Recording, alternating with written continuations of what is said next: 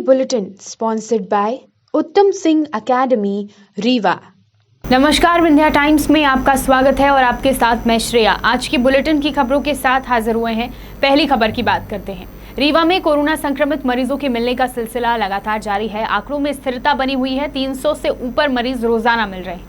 इन सारी परिस्थितियों को देखते हुए अब प्रशासन के द्वारा यह पहल की जा रही है कि जरूरतमंद लोगों को सब्जी और दवाइयां घर तक पहुंचाई जा सके, क्योंकि लॉकडाउन लगा है और इस लॉकडाउन के दौरान आवश्यक वस्तुओं की होम डिलीवरी का दायित्व नगर निगम प्रशासन को सौंपा गया है, जिसे पूरा करने के लिए नगर निगम आयुक्त मृणाल मीणा ने थोक विक्रेताओं के साथ साथ कर्मचारियों की वार्डवार समीक्षा की।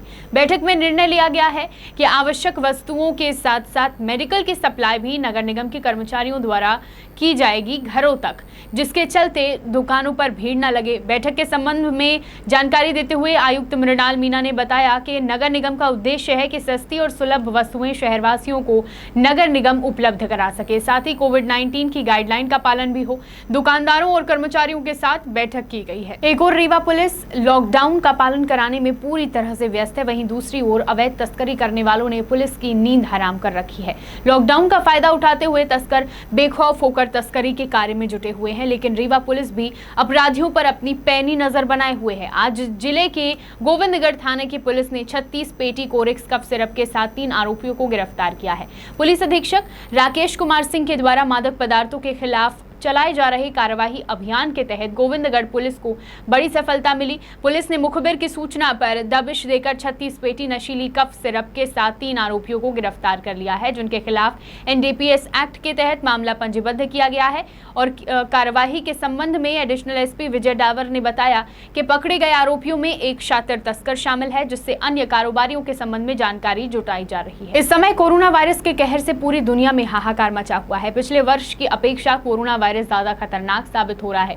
रीवा जिले की बात करें तो पिछले 20 दिनों से यहां रोजाना 300 के ऊपर संक्रमित मरीज मिल रहे हैं। संक्रमण के खतरे को बढ़ता देख संक्रमण की चेन को तोड़ने के लिए कलेक्टर ने कोरोना कर्फ्यू लगाया। इस दौरान आवश्यक सेवाओं को छूट दी गई। कोरोना कर्फ्यू का पालन करवाने की जिम्मेदारी पुलिस को सौंपी गई, जिसके बाद पुलिस ने चौराहों, मुख्य सड़कों पर कड़ा पहरा लगाकर वहां पेट्रोलिंग कर बेवजह घूम रहे लोगों पर कार्रवाई की।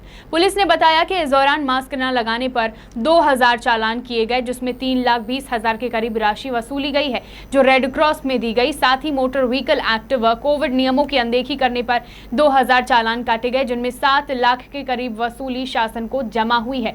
कुल मिलाकर लोगों को महामारी से बचाने के लिए की गई कार्यवाही के दौरान लगभग 10 लाख रुपए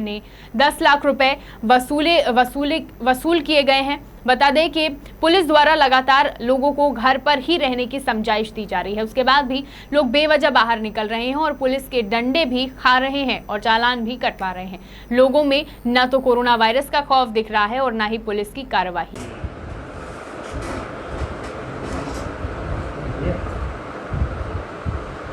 सर, ये कोरोना नियमों को उल्लंघन करने वाले कितने वालों पर कार्रवाई हुई है? किन धारा बताएं?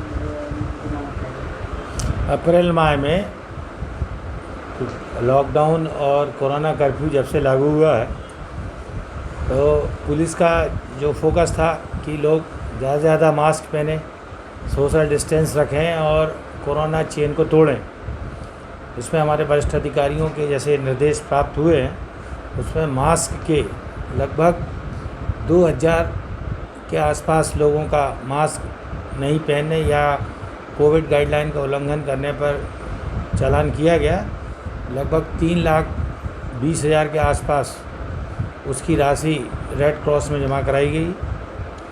इसके अलावा मोटर व्हीकल एक्ट में जो कार्रवाई हुई पिछले माह, उसमें 3 सवारी हैं या ब्लैक फिल्म चल रहे हैं या नंबर नहीं डाले हैं या कोविड के अनुसार मास्क नहीं पहने हैं, वो भी लगभग 2000 के आसपास चालान उसमें भी हुए और उसमें 7 लाख के आसपास समन शुल्क शासन के कोषालय में जमा किया गया है।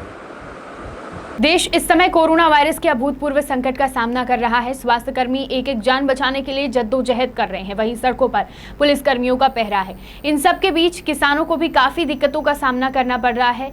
इस समय किसान गेहूं की बिक्री के लिए परेशान है। खरीदी केंद्र में अव्यवस्था होने के कारण उन्हें और परेशानियों का सामना करना पड़ रहा है। लेकिन अब गेहूं खरीदी केंद्र करहिया में आ रही समस्याओं के संबंध में एसडीएम शैलेंद्र सिंह ने खरीदी केंद्र का दौरा करते हुए समस्याओं का जायजा लिया। साथ ही कहा कि कलेक्टर महोदय के आदेश के बाद धारा 144 लगाई गई थी, जिसके बाद से यहां सब्जी मंडी बंद कर दी गई थी।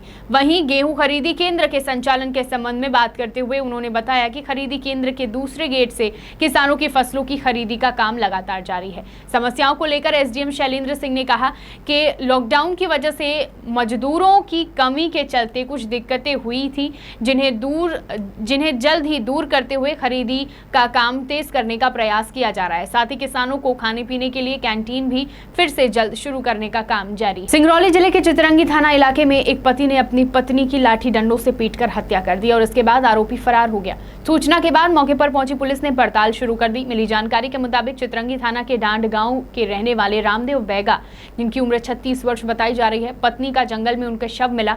सूचना पर मौके पर पुलिस पहुंची और पुलिस ने शव बरामद किया। आरोपी पति को भी गिरफ्तार कर लिया गया और पुलिस के मुताबिक आरोपी ने पत्नी को जबरन शराब पिलाने का प्रयास किया। पत्नी ने इनकार किया तो पति ने लाठी डंडों से पत्नी की पीट कर हत्या कर दी और शव जंगल में फेंक दिया। पुलिस ने आरोपी को गिरफ्तार कर लिया है।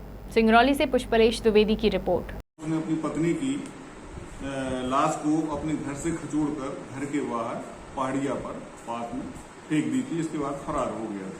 पुलिस को रिपोर्ट होने के बाद जो है इसकी जांच पंचनामा कार्रवाई की गई और मर्ग इसका पोस्टमार्टम कराया गया। इसके बाद अपराध पंजीबद्ध किया गया और इसको 24 घंटे में पुलिस ने जो है गिरफ्तार करके न्यायालय भेज दिया।